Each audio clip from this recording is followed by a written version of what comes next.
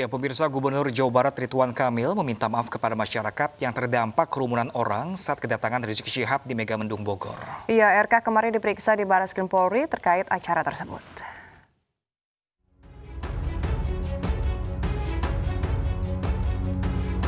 Gubernur Jawa Barat Ridwan Kamil Jumat kemarin diperiksa selama 8 jam di Barreskrim Polri terkait kerumunan massa kedatangan Rizik Syihab di Megamendung Bogor. RK minta maaf kepada masyarakat yang terdampak kerumunan orang. Kedua, jika ada peristiwa-peristiwa di tanah Jawa Barat yang kurang berkenan, masih belum maksimal, saya tentunya mengucapkan minta maaf, permohonan maaf atas kekurangan dan tentunya akan terus kita sempurnakan.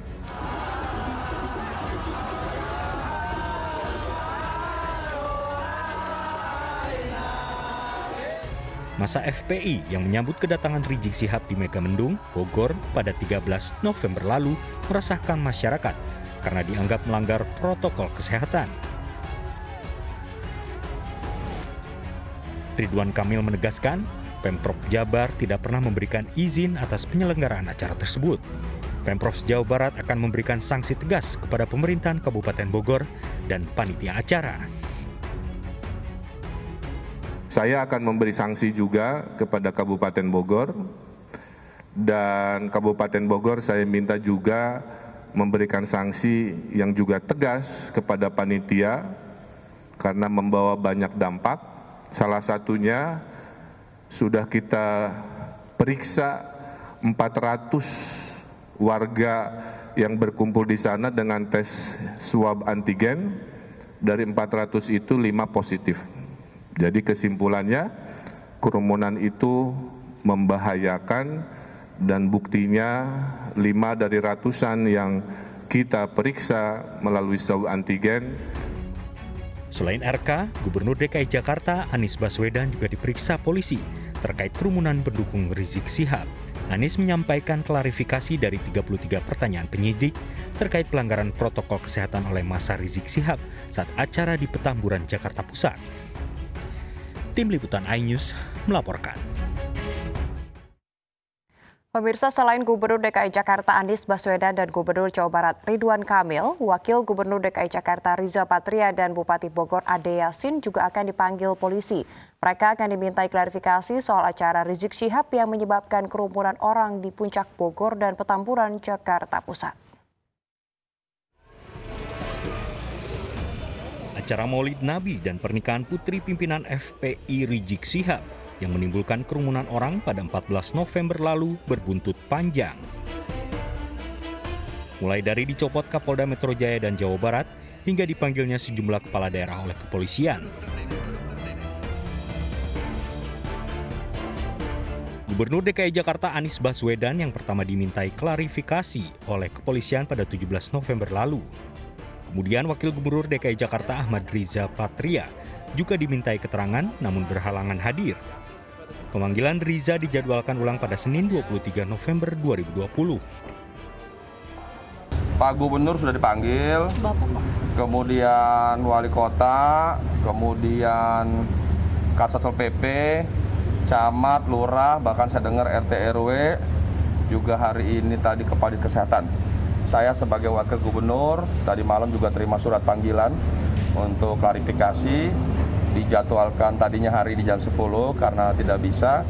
Saya minta hari Jumat, tapi hari Jumat dari Polda ada acara, jadi direncanakan hari Senin jam 11.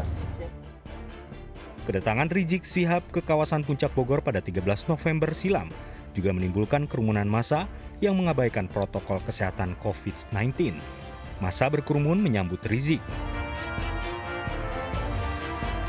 Bupati Bogor Ade Yasin dipanggil Polda Jawa Barat untuk dimintai klarifikasi berkaitan acara di Megamendung Bogor. Namun Ade tak dapat memenuhi panggilan polisi karena terkonfirmasi positif COVID-19. Saya Ade Yasin, Bupati Bogor. Hari ini secara resmi saya mengumumkan kalau saya terpapar COVID-19.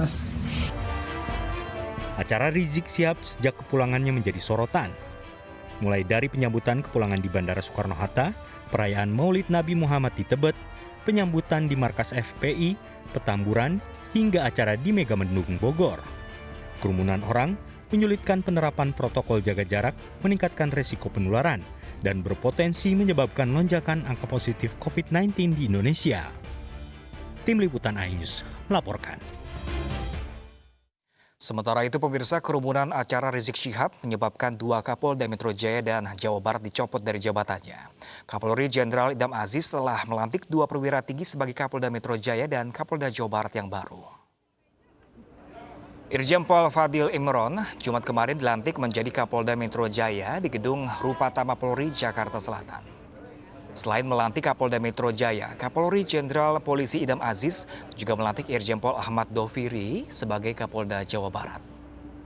Dalam keterangan persnya di Polda Metro Jaya, Irjen Pol Fadil Imron menegaskan akan menindak tegas siapapun yang mengancam keselamatan warga dari penyebab virus COVID-19. Yang akan mengganggu keselamatan jiwa masyarakat, saya akan melakukan penegakan hukum yang tegas dan akan melakukan upaya-upaya pencegahan yang keras, preventive strike. Jadi penegakan hukum akan saya dahului dengan pencegahan keras. Pemirsa, kerumunan massa pendukung Rizik Syihab yang terjadi di Jakarta dan Bogor beberapa waktu lalu berujung pencopotan 2 perwira tinggi kepolisian. Kapolda Metro Jaya dan Kapolda Jawa Barat dicopot karena dianggap lalai dalam menerapkan protokol kesehatan.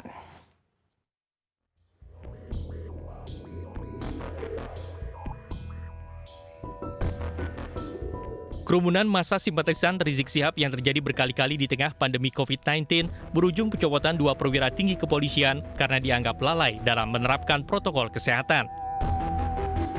Kapolda Metro Jaya Irjen Nana Sujana digantikan oleh Kapolda Jawa Timur Irjen Polisi Muhammad Fadil Imran. Nana Sujana kemudian dimutasi menjadi koordinator staf ahli Kapolri. Pencopotan ini berkaitan dengan kerumunan massa di Petamburan, Jakarta Pusat. Sementara Kapolda Jawa Barat Irjen Rudi Sufahriyadi diganti Aslok Kapolri Irjen Polisi Ahmad Doviri. Rudi selanjutnya menjabat sebagai Widya Iswara Kepolisian Utama tingkat 1 Sespim Lemdiklat Polri.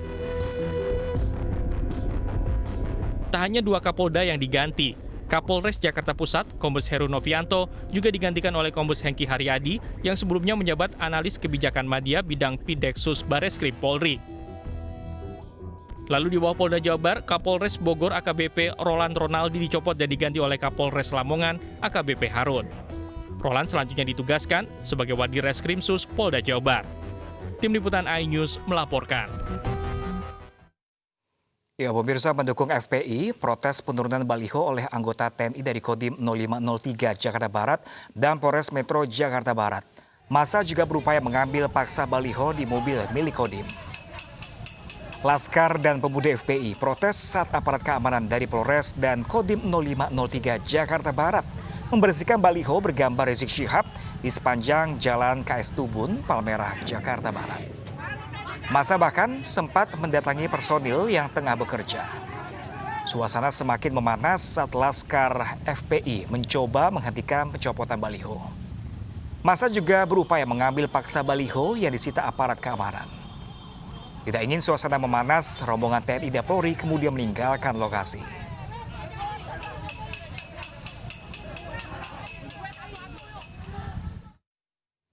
Pemirsa, puluhan personil TNI juga menurunkan baliho Rizik Syihab di kawasan Jakarta Pusat, penurunan atas instruksi Pangdam Jaya untuk menjaga persatuan dan kesatuan bangsa.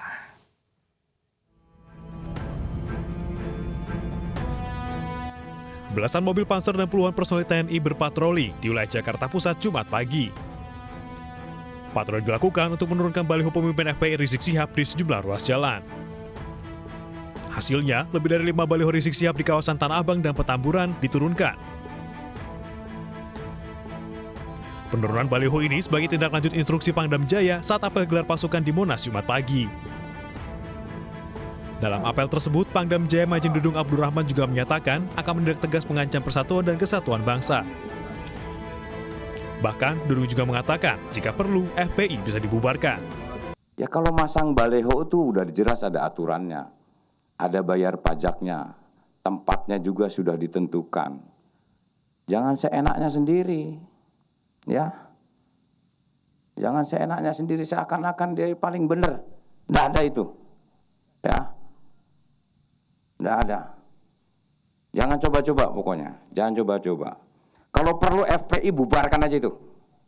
Bubarkan saja itu. Dan saya tidak akan segan-segan untuk menindak dengan keras yang coba-coba mengganggu persatuan dan kesatuan. Penurunan baliho Rizik Syihab rencana akan dilakukan di sejumlah titik lain di ibu kota. Dari Jakarta, Pangeran Negara, Gali Bagas, Freddy Budiman, iNews melaporkan. Pemirsa, Januari tahun depan sekolah kembali dibuka untuk pembelajaran tatap muka. Dan informasi selengkapnya akan kami hadirkan usai jeda. Tetaplah bersama kami di iNews Pagi.